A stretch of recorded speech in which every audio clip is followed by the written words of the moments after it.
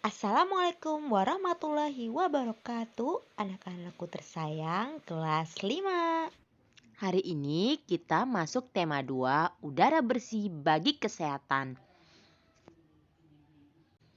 Pembelajaran 2. Lihat di hadapan kalian ada seorang anak yang sedang menikmati segarnya udara di lingkungannya. Tahukah kamu apa yang menyebabkan udara terasa segar? Ya, udara terasa segar karena di tempat tersebut banyak mengandung oksigen. Jadi udara terasa lebih segar. Makhluk hidup itu bernapas, semua makhluk hidup bernapas. Nah, kita manusia pun juga bernapas. Tahukah kamu apa alat pernapasan manusia? Alat pernapasan manusia adalah paru-paru. Jadi, manusia bernapas menggunakan paru-parunya. Manusia itu bernapas untuk memasukkan udara ke dalam tubuhnya, ke dalam paru-paru. Nah, udara yang mengandung oksigen ini masuk ke tubuh manusia. Sedangkan udara yang dikeluarkan itu udara yang mengandung karbon dioksida. Ya, jadi udara yang masuk ke tubuh manusia adalah udara yang mengandung oksigen dan udara yang dikeluarkan adalah udara yang mengandung karbon dioksida.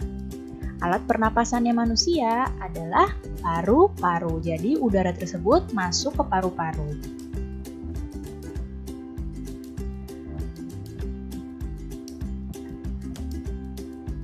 Berikut adalah organ pernapasan pada manusia. Yang pertama, manusia organ pernapasannya adalah hidung. Hidung itu adalah tempat masuknya udara dan tempat penyaringan udara. Jadi, udara yang masuk melalui hidung itu disaring terlebih dahulu menggunakan rambut-rambut halus yang ada di dalam hidung. Sehingga kotoran-kotoran yang terbawa ketika kita menghirup udara itu tertahan di hidung.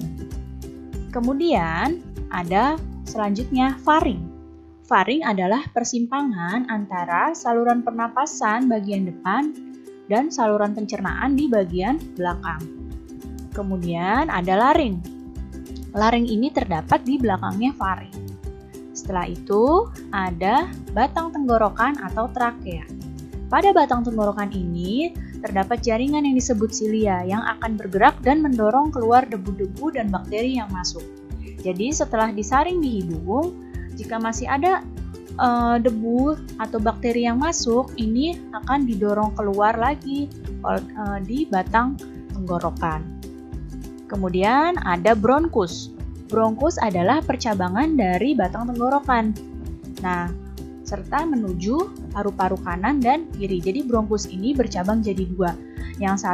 Percabangan yang satu menuju paru-paru kanan dan percabangan yang satunya lagi menuju paru-paru kiri. Kemudian ada paru-paru. Nah, di dalam paru-paru ini ada bronkiolus dan alveolus. Bronkiolus ini adalah percabangan dari bronkus. Sedangkan alveolus adalah tempat terjadinya pertukaran oksigen dan karbon dioksida.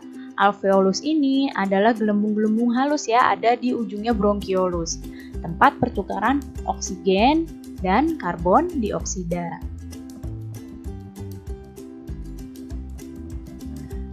Nah, berikut adalah gambar organ pernapasan manusia. Perhatikan di sini ada hidung, lihat panahnya ya, di sini adalah hidung. Kemudian ada faring, di sebelah sini faring, di sini laring. Jadi laring ini percabangan, yang satu menuju kerongkongan, ini tempat jalur makanan kerongkongan, dan yang satu ke batang tenggorokan. Ini yang untuk pernapasan, jadi yang untuk pernapasan ke batang tenggorokan. Kemudian ada trakea atau batang tenggorokan. Nah, di sini trakea bercabang menjadi dua, yaitu bronkus. Bronkus ini ya, ini cabang yang besar ini adalah bronkus.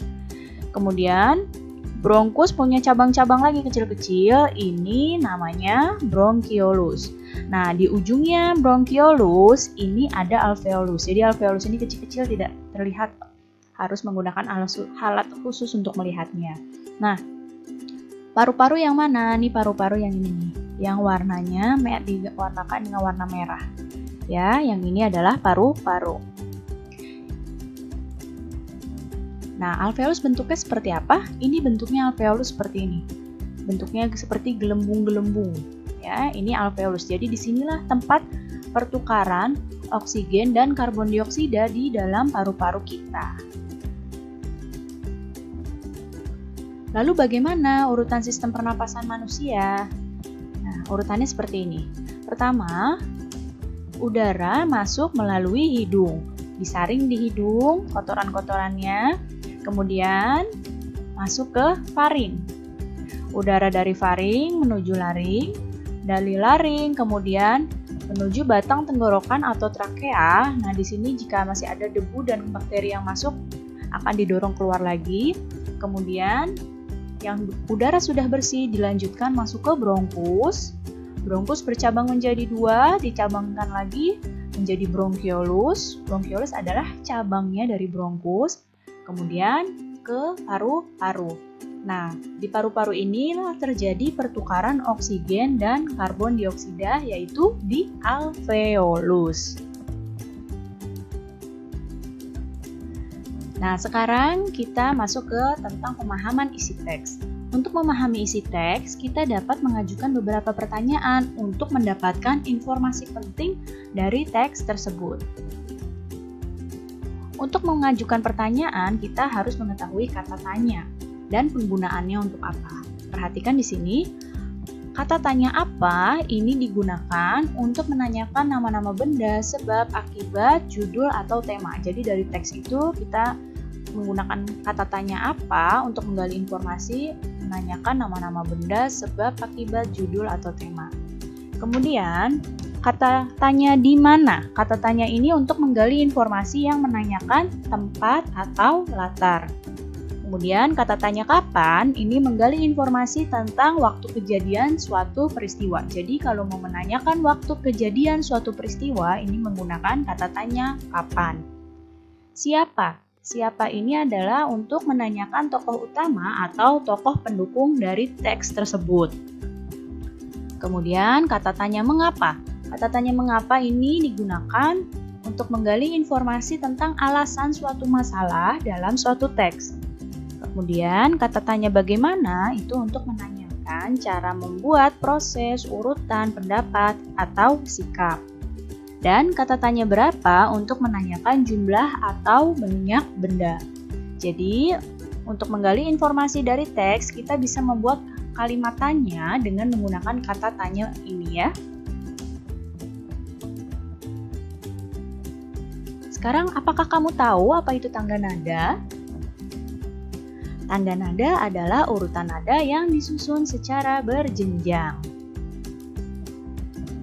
Tangga nada diatonis ini dibagi menjadi 2. Ada tangga nada diatonis mayor, ada tangga nada diatonis minor. Sekarang kita akan bahasnya tangga nada diatonis mayor.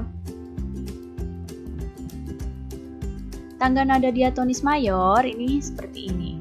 Perhatikan di sini yang ada tulisan yang seperti huruf C, D, E, F, G, A, B, C petik ini adalah nama nadanya. Ya, yang ini nama nada.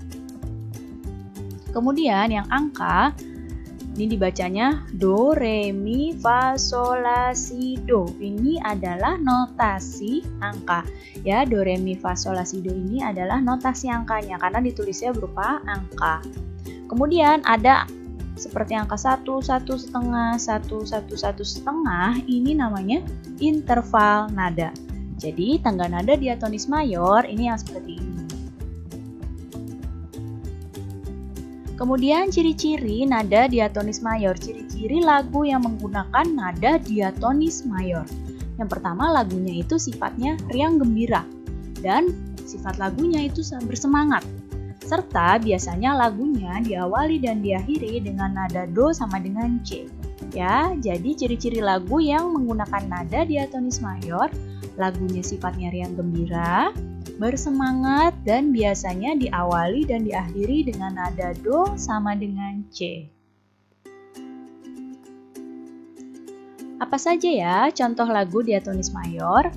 Lagu-lagu yang menggunakan nada diatonis mayor contohnya Indonesia Raya, Maju Tak Gentar, Hari Merdeka, Halo Halo Bandung, Gebiar-Gebiar, Garuda Pancasila, dan sebagainya ya. Ini adalah contoh-contoh lagu yang menggunakan nada diatonis mayor. Baik, cukup sekian ya penjelasan Ibu kali ini. Mudah-mudahan kalian dapat paham dan mengerti. Terima kasih anak-anak semua. Sampai jumpa lagi. Wassalamualaikum warahmatullahi wabarakatuh.